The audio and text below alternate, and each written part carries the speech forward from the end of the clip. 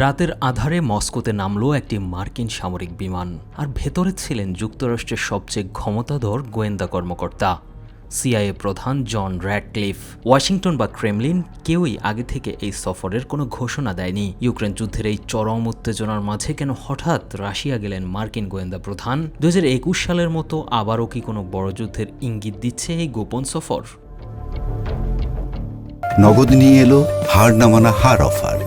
সর্বনিম্ন 10,000 টাকা রেমিটেন্স নগদে পাঠালে থাকছে স্বর্ণের হার জেতার সুযোগ।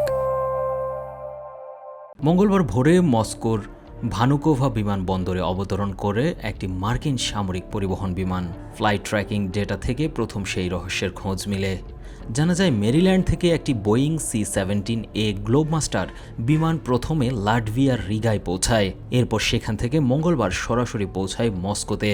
সিবিএস নিউজ সবার আগে বিষয়টি নিশ্চিত করে বলে, ওই বিমানে ছিলেন সিআইএ পরিচালক র্যাডক্লিফ। ক্রেমলিনের মুখপাত্র দিমিত্রি পেসকভ এই বিমান নিয়ে কোনো মন্তব্য করতে রাজি হননি, তবে তিনি জানিয়েছেন পুতিনের সাথে র্যাডক্লিফের সাক্ষাতের কোনো পরিকল্পনা নেই। 2021 সালের নভেম্বরের পর এটি প্রথম কোনো সিআইএ প্রধানের রাশিয়া সফর। সেবার উইলিয়াম বার্নস মস্কো গিয়ে পুতিনকে সতর্ক করেছিলেন, আর তার কয়েক মাস পরেই ইউক্রেনে হামলা চালায় রাশিয়া। সিএনএন জানিয়েছে র্যাডক্লিফের এই সফরের আগেই ইউক্রেনকে একটি বিশেষ অনুরোধ করে যুক্তরাষ্ট্র। সোমবার থেকে বুধবার পর্যন্ত মস্কো ও উত্তর রাশিয়ায় ড্রোন ও মিসাইল হামলা স্থগিত করতে বলে কিয়েভকে। ইউক্রেনকে শুধু জানানো হয়েছিল একজন ঊর্ধ্বতন মার্কিন কর্মকর্তা রাশিয়া সফরে যাচ্ছেন। এই গোপন সফরের পেছনে ইরানের সংযোগ বেশ গুরুত্বপূর্ণ। র্যাডক্লিফের মস্কো পৌঁছানোর ঠিক আগের দিন ইরানের ওপর এক নতুন অর্থনৈতিক নিষেধাজ্ঞা বা ইকোনমিক আউটকাস্ট ঘোষণা করে যুক্তরাষ্ট্র।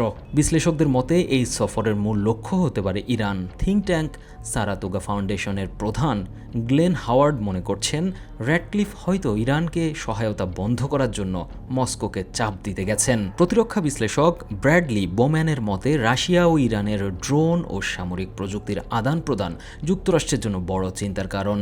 অন্যদিকে ইউক্রেনের সাবেক উপস্বরাষ্ট্রমন্ত্রী আন্তন গোরাশচেঙ্কো বলেন, যুদ্ধ না থামালে যুক্তরাষ্ট্র কঠোর হতে পারে।